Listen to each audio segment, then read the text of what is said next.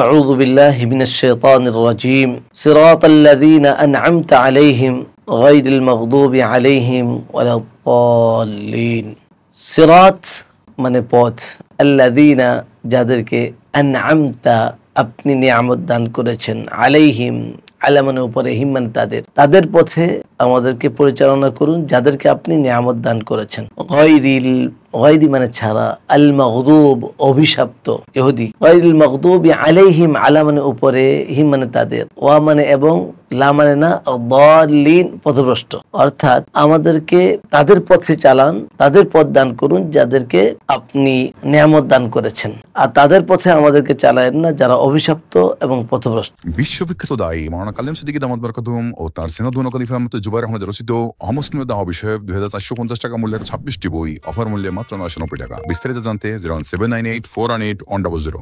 আমরা এই আয়াত থেকে শিখতে পেলাম, আমাদের শিক্ষণীয় বিষয় হলো যে আল্লাহ সুবহানাহু ওয়া তাআলা আমাদেরকে শিখিয়েছেন যে কোন পথে চলতে হবে, কোন পথে চলা যাবে না, কাদের পথে চলার জন্য দোয়া করতে হবে। আল্লাহ পাক যাদেরকে নিয়ামত দান করেছেন, কাদেরকে নিয়ামত দান করেছেন, যাদের পথে চলতে হবে তারা হলেন নবিয়্যিন ওয়াস সিদ্দিকিন ওয়াস শুহাদা ওয়াস সালিহিন, যে নবী, সিদ্দিক, শুহাদা, সালেহ, তাদের পথে তাদেরকে আল্লাহ নিয়ামত দান করেছেন, তাদের পথে চলার দোয়া শিখিয়েছেন। আচ্ছা, তাদেরকে আল্লাহ পাক কোন নিয়ামত দান করেছেন? আনআমতা আলাইহিম, আপনি তাদেরকে যে নিয়ামত দান করেছেন, এই শুহাদা, নবী, শুহাদা, সালেহিন, রাসূল, সিদ্দিকিন, তাদেরকে আল্লাহ পাক কোন নিয়ামত দান করেছিলেন? তাদেরকে আল্লাহ পাক ঈমানের নিয়ামত দান করেছিলেন। ঈমানের নিয়ামত এত দামি যে আল্লাহ পাক তাদেরকে যে ঈমানের মতন মহা সম্পদ দান করেছিলেন, সেই নিয়ামতের জন্য আল্লাহর কাছে দোয়া করতে থাকা, তাদের যে পথে চলেছেন সেই পথের জন্য আমরা চলতে পারি। আর আমাদেরকে দুইটি পথ তাদের অনুসরণ করতে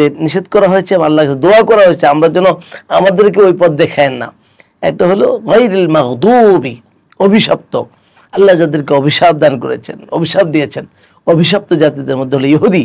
তারা যুগে যুগে নবীদেরকে হত্যা করেছে, তারা যুগে যুগে মানুষকে নির্যাতন করেছে, নিপীড়ন করেছে। এখনো আজকে আমরা ফিলিস্তিনের মধ্যে দেখি যে ফিলিস্তিনের মুসলমানদেরকে, নিরপরাধ মানুষগুলিকে, শিশুদেরকে, নারীদেরকে অন্যায়ভাবে তারা হত্যা করছে, শহীদ করছে।